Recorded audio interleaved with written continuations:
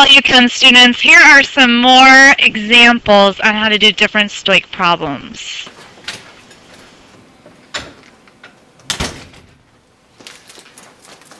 Hi, Ms. Kobama.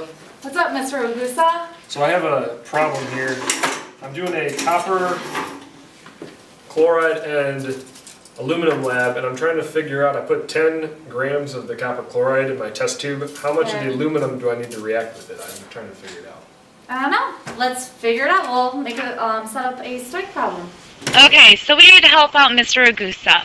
Find how many grams of aluminum he needs to react with his 10 grams of our copper 2 chloride. So the first thing you need to do with any Stoich problem is you have to have a balanced equation. So let's go ahead and write our equation here. We have aluminum reacting with our copper 2 chloride. And this is a single replacement reaction. Our product is going to be aluminum chloride and copper. The last thing you need to do, remember, you have to balance your equation. So we're going to have 2 aluminum here, 3 here, 2 aluminum chloride, and then 3 copper. Now we can go ahead and set up our Stoich problem. You're going to start with the information you're given, 10 grams of copper 2 chloride. And then remember, if you're starting with grams of copper 2 chloride up top, you want the same thing on the bottom. So grab grams, copper 2 chloride, and you want to put the molar mass in this area right here. So it's going to be 134.35 grams, and we know molar mass is equal to 1 mole of our copper 2 chloride. If we have moles up here, again, you're going to want moles of the same thing on the bottom.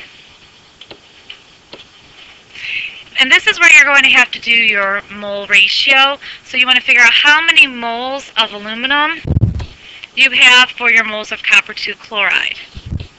So this is where you need to use your balanced equation. We're going to have 2 moles of aluminum, and you are going to have 3 moles of your copper 2 chloride. And we're not quite done yet. If we finished here, we'd end up with moles, and we don't want moles, we want grams. So we have to go one more step. We have moles of aluminum up here. You want moles of aluminum on the bottom. So it's 1 mole. And then this is where you want to figure out your grams of aluminum. And you're going to put the molar mass here. It's going to be 26.98 grams. So then if you multiply everything you have on top here, and then you divide by the bottom, that will give you how many grams of aluminum is needed to react with your 10 grams of copper 2 chloride. And you should get 1.34 grams aluminum.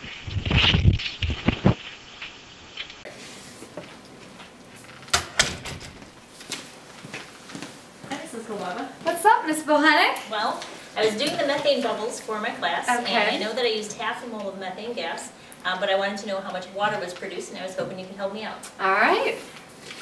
Let's see what we can do here. We'll set up a Stoich problem. All right, let's help out Miss Bohannick. How many grams of water is produced when she burns 0.5 moles of methane gas? So again, when you're starting any stoichiometry problem, you have to start with a balanced equation. So we're going to be reacting our methane gas, and this is going to be a combustion reaction because it's saying we're burning. It's going to be reacting with oxygen. And our 2 products are always carbon dioxide and water. And then we have to go and balance our equation. So we're going to have to put 2 over there and then a 2 over here. We should be balanced. Now we can go ahead and start with our Stoich setup. Remember, you want to, basically what we're doing is we're given 0.5 moles of methane gas, and we are trying to figure out how much water is going to be produced. So let's start with our 0.5 0.5 moles of methane. If you have moles of methane up here, you want the same thing on the bottom. And then for this problem, what we can do here is we're going to do our mole ratio. So how many moles of water is needed for our number of moles of methane. So we'll have moles of water.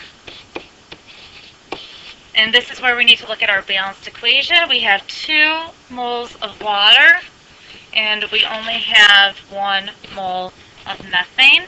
Now if we were to stop here, we'd have moles of water. We don't want moles of water though, we want grams of water. So we're going to have to go one more step. If we have moles of water up here, you're going to want moles of water on the bottom. And then this is where we can figure out our grams of water. We just have to figure out the molar mass of water, which is 18.02 grams. And that's going to be over 1 mole. And that completes our setup. So now all we're going to have to do is multiply everything on top, divide by what we have on the bottom, and we are going to get 18.02 grams of water.